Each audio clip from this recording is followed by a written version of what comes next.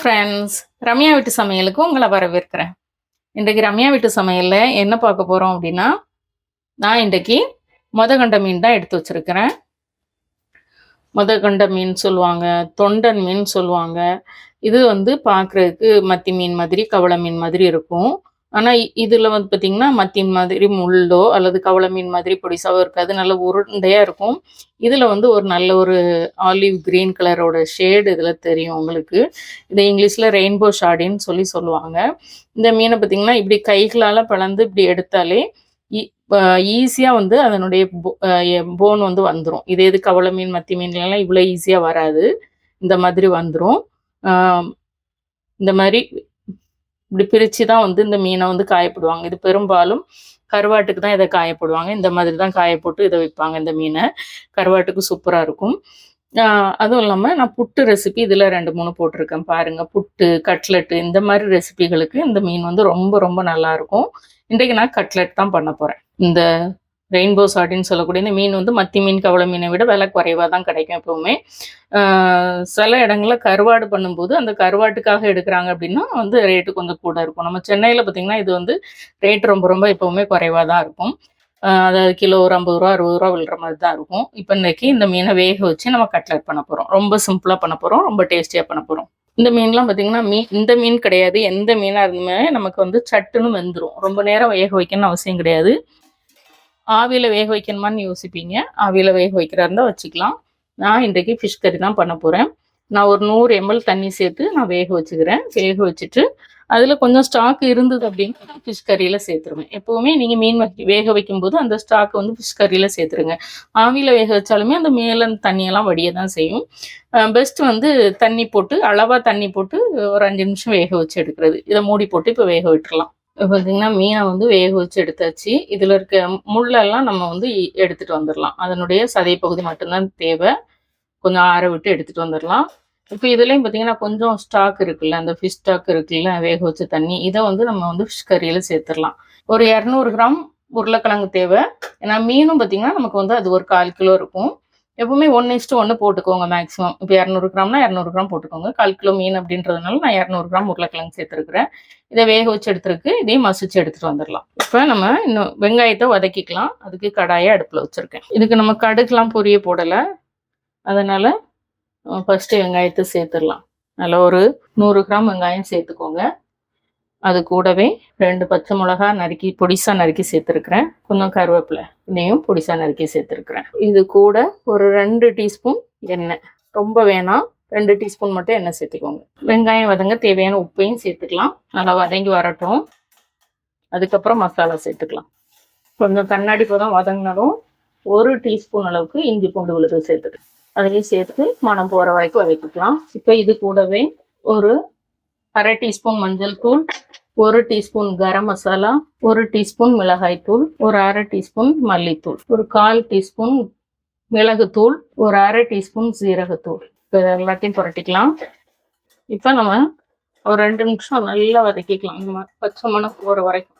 ஏன்னா நம்ம தவா ஃப்ரை தான் பண்ண போகிறோம். டீப் ஃப்ரை பண்ணுறதா இருந்தால் நம்ம மசாலாலாம் அப்படியே ராவாகவே சேர்த்துடலாம். 2 நிமிஷம் வதங்கினதுக்கப்புறம் ஆஃப் பண்ணிடலாம். நம்ம மசிச்சு வச்சுருக்க உருளைக்கிழங்கு அதில் சேர்த்துடலாம். ஸ்டவ் ஆஃப் பண்ணிட்டேன். ஸோ இதையும் அதில் லைட்டாக புரட்டிக்கலாம். நம்ம வந்து இது கொஞ்சம் ஆறட்டும். நம்ம வந்து அதுக்குள்ளே மீனை க்ளீன் பண்ணி எடுத்துகிட்டு வந்துடலாம். இப்போ இது கூட நம்ம வந்து முள்ளெல்லாம் நீக்கி வச்சுருக்க மீனை சேர்த்துடலாம். சேர்த்ததுக்கப்புறம் திரும்பவும் ஒரு 100 கிராம் வெங்காயம் பொடிசாக அரிஞ்சு சேர்த்துருக்குறேன். 100 கிராம் அப்படின்றது ஒரு மீடியம் சைஸ் வெங்காயத்தில் ஒரு 2 வெங்காயம் இருக்கும். பெரிய வெங்காயம்னா ஒரே ஒரு வெங்காயம் இருக்கும். அதுதான் அளவு. இப்போ இது எல்லாத்தையுமே கைகளால் பிசைஞ்சிடலாம். அந்த மீன் எல்லாம் ஒரு சேர பிசைஞ்சிக்கோங்க. நல்லா பிசைஞ்சதுக்கப்புறம் உப்பு மட்டும் டேஸ்ட் பண்ணிக்கோங்க. டேஸ்ட் பண்ணிவிட்டு நல்ல பெரிய உருண்டைகளாக நம்ம பிடிச்சிக்கலாம். பெரிய பெரிய கட்லெட்டாக தான் போட போகிறோம்.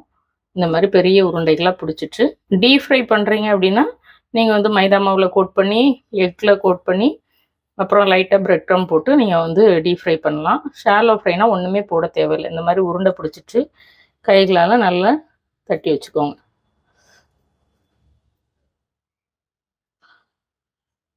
இந்த மாதிரி எல்லாத்தையுமே நம்ம தட்டி எடுத்துட்டு ஷாலோ ஃப்ரை தான் பண்ண போகிறோம். இப்படி எல்லாமே ஒரே ஷேப்பாக நம்ம வந்து தட்டி எடுத்து வச்சுக்கலாம். லைட்டாக மைதா மாவு டஸ்ட் பண்ணிட்டு கூட நீங்கள் வந்து டீப் ஃப்ரை பண்ணாலும் வரும். அப்போ உருளைக்கிழங்கு கூட கொஞ்சம் போட வேண்டியது இருக்கும். மீனை விட உருளைக்கிழங்கு கொஞ்சம் அதிகமாக, அதாவது இப்போ 1/4 கிலோ மீனுக்கு 200 கிராம் உருளைக்கிழங்கு பதிலாக ஒரு 300 கிராம் உருளைக்கிழங்கு போடுங்க. அப்படின்னா நீங்கள் வந்து அப்படியே லைட்டாக மைதா மாவில் மட்டும் லைட்டாக டஸ்ட் பண்ணி எடுத்துகிட்டு டீப் ஃப்ரை பண்ணாலும் வரும். என்னதான் டீப் ஃப்ரை பண்ணால் நமக்கு ஆயில் அதிகமாக குடிக்கும். ஷாலோ ஃப்ரைங் போது நமக்கு எண்ணெய் இப்போ இதில் ஒரு 2-3 டீஸ்பூன் போட்டிருக்கோமா வதக்குறதுக்கு, அதே போல் பொரிக்கிறதுக்கும் அதே மாதிரி ஒரு 2-3 டீஸ்பூன் ஆகும். அவ்வளோதான். மொத்தம் 8 வடை எனக்கு கிடச்சிருக்கு. இப்போ உங்களுக்கு ஒருவேளை இதுக்கு முன்னே செய்து உடஞ்சி போயிருந்துச்சு அப்படின்னா, நீங்கள் ஷாலோ ஃப்ரைலாம் பண்ண போகிறீங்கன்னா இந்த ஒரு ப்ராசஸ் மட்டும் எக்ஸ்ட்ரா நீங்கள் பண்ணிக்கோங்க. நான் டீப் ஃப்ரைக்கு பண்ணுங்கன்னு சொன்னேன். ஷாலோ ஃப்ரை பண்ணும்போது கூட நீங்கள் வந்து உங்களுக்கு உதிர்ந்து போகுது அல்லது ஒட்டுது அப்படின்னா லைட்டாக இப்படி கார்ன்ஃப்ளவரோ மைதாவோ மட்டும் இந்த மாதிரி டஸ்ட் பண்ணிக்கோங்க.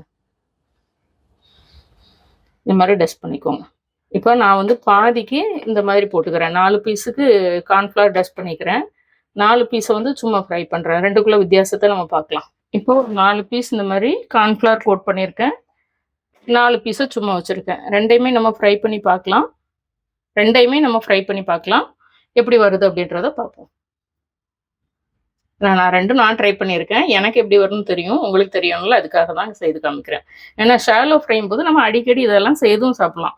இதில் குழந்தைங்களுக்குனா நான் போட்டிருக்க காரம் மட்டும் நீங்கள் அட்ஜஸ்ட் பண்ணிக்கோங்க. நான் 1 டீஸ்பூன் கரம் மசாலா, 1/2 டீஸ்பூன் மிளகுத்தூள், 1 டீஸ்பூன் மிளகாய்த்தூள் போட்டிருக்காங்கல்ல, அது போல் பச்சை மிளகா கட் பண்ணி போட்டிருக்கேன். இதெல்லாம் நீங்கள் குழந்தைங்களுக்கு கொடுக்குறீங்கன்னா அட்ஜஸ்ட் பண்ணிக்கோங்க. ஷாலோ ஃப்ரைக்கு ஏற்ற மாதிரி ஆயில் போட்டிருக்கிறேன். ஃபஸ்ட்டு மாவோட உள்ளதை வச்சுக்கலாம்.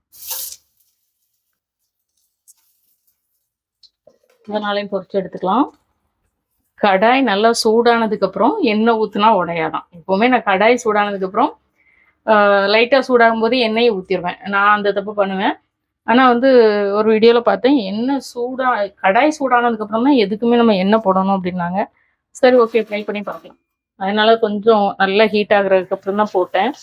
பொரியட்டும், கொஞ்சம் நல்லா பொரியட்டும். நான் எல்லாத்தையுமே புரட்டிட்டேன். சூப்பராக வந்திருக்கு. மாவு போடும்போது இங்கே பார்த்தீங்களா டேமேஜ் ஆகாமல் கட்லெட் வருது. அதுவும் இல்லாமல் நம்ம எண்ணெய் குறைவான எண்ணெயில் தான் நம்ம பொரிச்சு எடுக்கிறோம். இப்போ திரும்ப இன்னொரு தடவை புரட்டிக்கலாம். வெளியே நல்ல கிறிஸ்பாக இருக்கணும், அப்போ தான் நல்லாயிருக்கும். இதெல்லாம் பார்த்தீங்கன்னா நல்லா முறுமுறுன்னு வந்துருக்கு. இதுலலாம் பார்த்தீங்களா இந்த மாவு கலர் அப்படியே இருக்குதா, இதுவே இந்த பக்கம் நல்ல முறுமுறுன்னு வந்துருச்சு. இன்னும் கொஞ்சம் ஃப்ரை ஆயிடுச்சுன்னா நம்ம எடுத்துடலாம். இப்போ இதை வந்து 2 பக்கமும் பார்த்தாச்சு. இங்கே பாருங்க, சூப்பராக 2 பக்கமும் முறுமுறுன்னு வந்துருச்சா, 2 பக்கமும் சூப்பராக முறுமுறுன்னு வந்துருச்சு. இதுலலாம் மாவு கொஞ்சம் அதிகமாக, இது மைதானா கொஞ்சம் அளவாக டஸ்ட் ஆகும். கார்ன்ஃப்ளவர் கொஞ்சம் இந்த மாதிரி திட்டாக தான் டஸ்ட் ஆகும். 2 மாவுல எதுனாலும் போட்டுக்கலாம். இப்போ இதை எடுத்துடலாம். எடுத்துட்டு அடுத்த பேட்ச் நம்ம மாவு இல்லாமல் ஃப்ரை பண்ண போகிறோம். அது எப்படி வருதுன்றதையும் பார்த்துடலாம். இது கொஞ்சம் இந்த பக்கம் இதாகணும், அதனால நான் ஓரமாக நகட்டி வச்சுக்கிறேன். அடுத்த பேட்சை நம்ம வச்சிடலாம். கொஞ்சமாக எண்ணெய் போட்டுக்கோங்க. பார்த்தீங்களா, ஒரு 3 டீஸ்பூன் அளவுக்கு தான் நான் எண்ணெயே போடுறேன். இதே டீப் ஃப்ரைனா நம்ம பொரிச்ச எண்ணெயே நமக்கு வந்து அது வீணாக தான் போகும். இது மாவு டஸ்ட் பண்ணாமல் வைக்கிறோம்.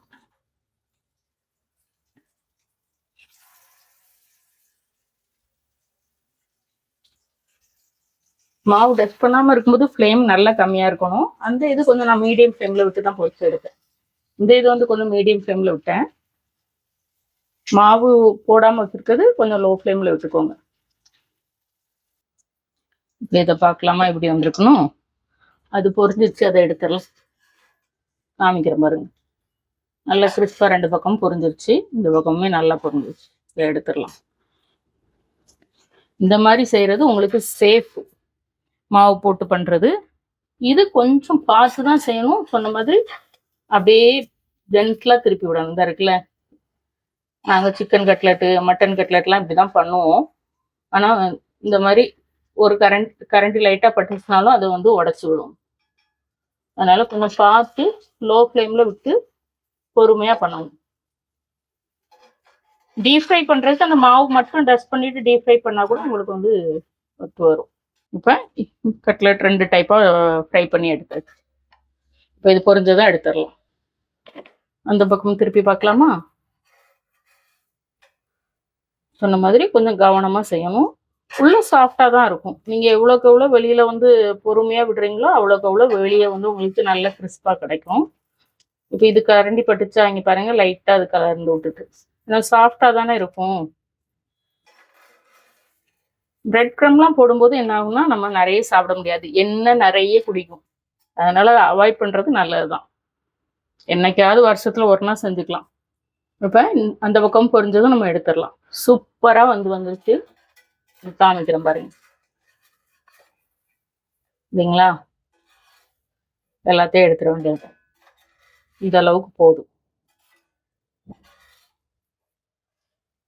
இப்படி சர்வ் பண்ணாலும் நல்லா தான் இருக்கும். நான் அடுப்பை ஆஃப் பண்ணிட்டேன். எல்லாத்தையும் எடுத்துக்க போறேன். ஜஸ்ட் ஒரு 1/4 கிலோ மீன்ல நமக்கு சூப்பரா கட்லெட் வந்துருச்சு. பார்த்தீங்களா? எவ்வளோ சூப்பரான கட்லெட். இந்த நாளும் நம்ம மாவு டஸ்ட் பண்ணி பண்ணோம்.